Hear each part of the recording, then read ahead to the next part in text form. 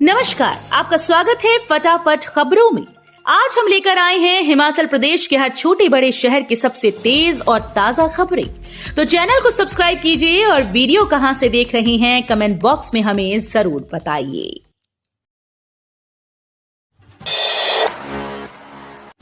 Australia में हिमाचल की विधान प्रणाली के चर्चे, राष्ट्रमंडल सम्मेलन में बोले कुलदीप पठानिया।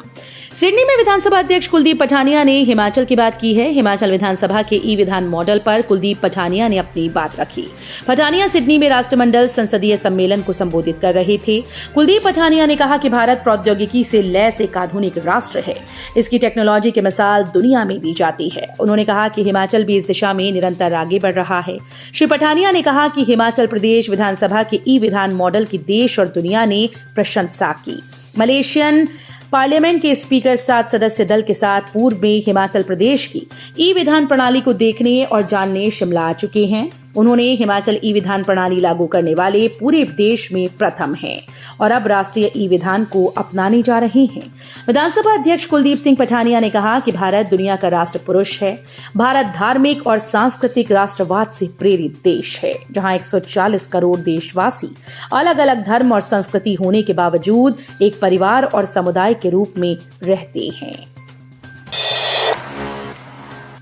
हाय रे महंगाई, आम आदमी की थाली से गायब हुई सब्जियां, लगातार बढ़ते दामों ने बिगाड़ा लोगों का बजट। राजधानी शिमला में 2 माह से सब्जियों के दाम गिरने का नाम नहीं ले रहे। इससे आम आदमी की थाली से सब्जियां गायब हो गई हैं। शहर की लोकल सब्जी मंडी में सब्जियों के दाम इतने बढ़े हुए हैं कि लोग दाम पूछकर किनारा कर निकल जाते हैं।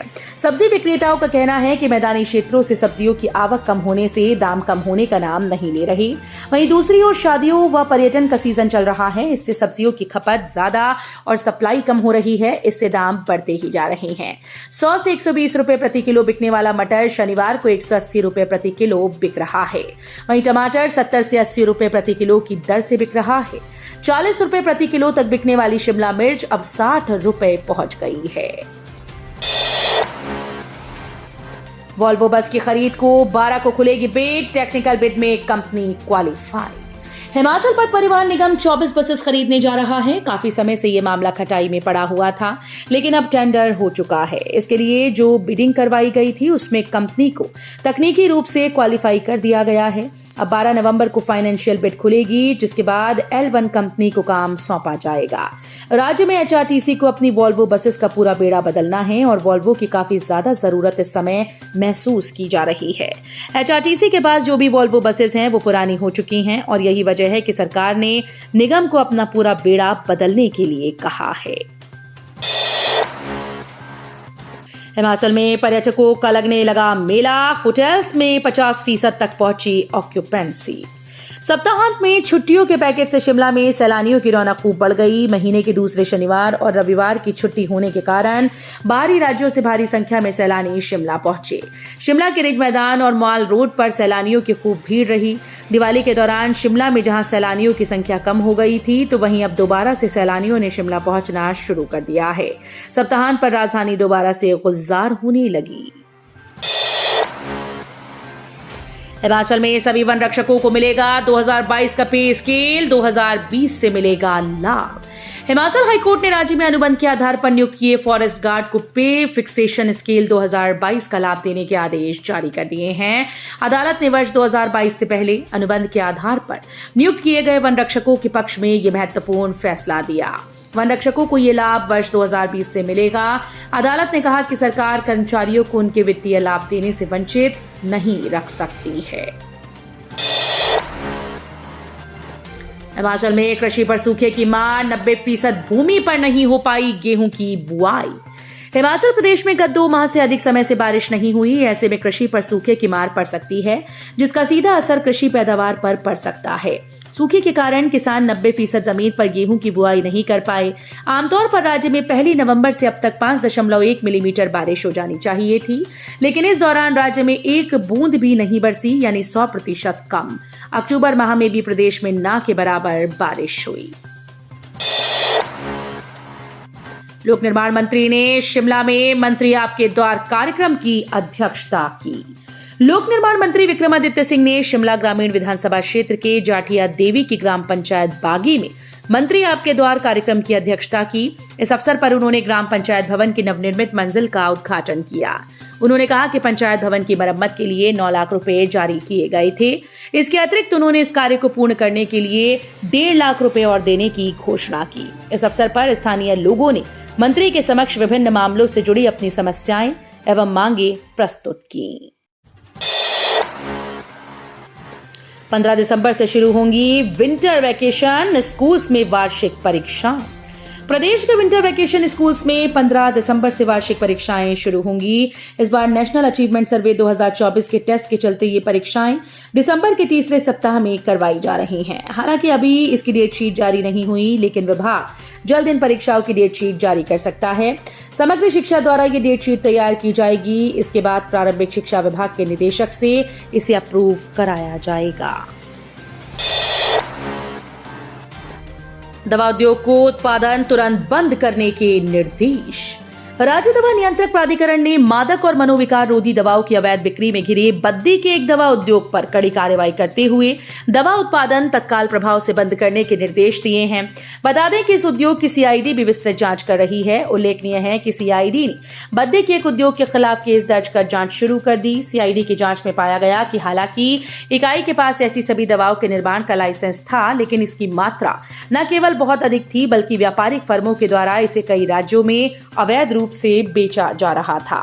राज्य सीआईडी के द्वारा दी गई सूचना पर कार्रवाई करते हुए सहायक औषधि लाइसेंसिंग प्राधिकरण ने इस फर्म को औषधि और प्रसाधन सामग्री अधिनियम 1940 के साथ साथ मादक पदार्थ और मनोविकार रोधी पदार्थ अधिनियम के तहत दोहरी उपस्थिति वाले सक्रिय दवा अवयवों का उपयोग कर निर्मित किए जा रहे सभी उत्पादों का निर्माण बंद करने का निर्देश दिया है। छठे दिन भी वोकेशनल शिक्षकों का प्रदर्शन जारी। स्वच्छता अभियान चलाकर जताया विरोध। वोकेशनल शिक्षकों का प्रदर्शन शनिवार को लगातार छठे दिन भी जारी है। वोकेशनल शिक्षकों ने शनिवार को राजधानी शिमला के चौड़ा मैदान में स्वच्छता अभियान चलाकर अपना विरोध जताया। बता दें कि बीते दिनों शिक्षकों ने बूट पॉलिश कर और गाड़ियों को साफ कर भी अपना विरोध जताया। उधर समग्र शिक्षा निदेशक से शिक्षकों की बैठक बेनतीजा रही। हिमाचल में नशे की सुई से बढ़ रही बीमारी, छात्र भी एचआईवी की चपेट में। इस साल इतने पॉजिटिव मामले। एक तो नशे की बुरी लत और दूसरी घातक बीमारी। प्रदेश में कई युवाओं की ऐसी हालत है। नशे की सुई से किए जाने वाले नशे से हिमाचल प्रदेश में एचआईवी जैसी घातक बीमारी बढ़ रही है। खास बात यह है कि ऐसे मरीजों में छात्र भी शामिल हैं। प्रदेश में किए गए सर्वे में ये खुलासा हुआ। हिमाचल प्रदेश राज्य एड्स कंट्रोल सोसाइटी के प्रोजेक्ट डायरेक्टर राजीव कुमार ने कहा कि प्रदेश में मौजूदा समय में 5,870 लोग एचआईवी से पीड़ित हैं। 1998 से अब तक प्रदेश में 304 बच्चे एचआईवी पॉजिटिव आए। 3 बार आया अटैक, पड़ा स्टंट। 65 की उम्र में पूरी की 5 किलोमीटर की दौड़। अगर आपने कुछ करने की ठान ली और मजबूत इरादे के साथ डटे रहे तो मुश्किल कुछ भी नहीं। ये कहावत हमीरपुर के 65 वर्षीय ओम प्रकाश पर बिल्कुल फिट बैठती है। 3 बार उन्हें हार्ट अटैक आया, स्टंट पड़ा। इसके बावजूद वो हारे नहीं, बल्कि अब 5 किलोमीटर की दौड़ पूरी कर उम्र को भी मात दे दी। वो बिलासपुर में शनिवार को शुरू हुई राज्य स्तरीय मास्टर्स एथलेटिक्स चैंपियनशिप में पूरे दमखम के साथ दौड़े। ओम प्रकाश को 8 साल पहले 6 माह के भीतर 3 बार हार्ट अटैक आए। इसके बाद चिकित्सकों ने सीने में स्टंट डालकर उनकी जान बचाई। सर्जरी के बाद शुगर का स्तर भी 560 तक जा पहुंचा। चलना फिरना तक मुश्किल हो गया। इसके बाद उन्होंने शरीर को स्वस्थ रखने की ठानी। धीरे धीरे चलना शुरू किया और फिर पीछे मुड़कर कभी नहीं देखा। शनिवार को मास्टर्स एथलेटिक्स चैंपियनशिप में ओम प्रकाश ने 5000 मीटर दौड़ को 35 मिनट में पूरा कर लिया। हेरोइन के साथ शिमला के 3 युवक गिरफ्तार।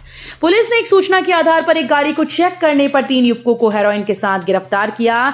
एसपी गौरव सिंह ने ये जानकारी दी कि सूचना पर पुलिस टीम ने कार्रवाई करते हुए सनवारा टोल प्लाजा के समीप नाकाबंदी की और नाकाबंदी के दौरान चंडीगढ़ से सोलन की तरफ आ रही एक गाड़ी को चेकिंग के लिए रोका। गाड़ी में बैठे 2 युवकों से पूछताछ में उन्होंने अपनी पहचान वार्तिक चौहान निवासी शिमला, राहुल दीवान निवासी चौपाल जिला शिमला के तौर पर बताई और चेकिंग के दौरान उनके पास से करीब 16 ग्राम हेरोइन बरामद हुई।